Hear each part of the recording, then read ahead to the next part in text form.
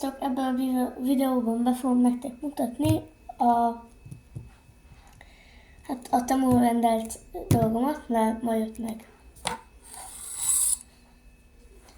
Hát ugye igen, ez egy lézerkard, itt a fogója, a lámpása, ott van rajta, nem nagyon látszik, de a lényeg, hogy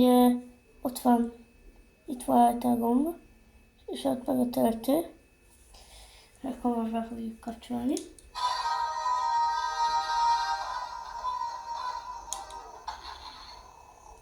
Igen, ez a piros szín szerintem nagyon menő. Hát, tudom a kövi színt, zöld, kék, hát citromsárga. Ez a citromsárga.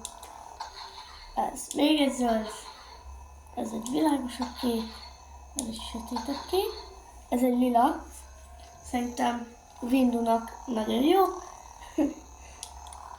Hát ez meg egy lándzöld, szerintem ez is nagyon szupi. Kék megint, narancssárga, szerintem nagyon jó. Hát ez egy ilyen cián, nem tudom. Szerintem jó, az egy cián szín.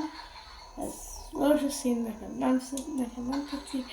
És ez ilyen világos, hát világos, nem jut eszembe. Világos, lila.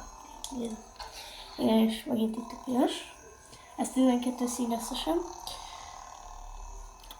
Most mutatom a hangokat. Ezekkel jár egy ilyen is.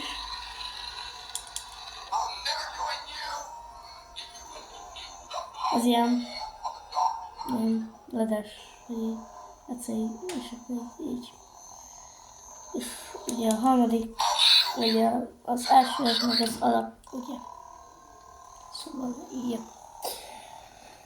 Hát, ja, ez lett volna az ilyen lézerkard bemutatós videónk.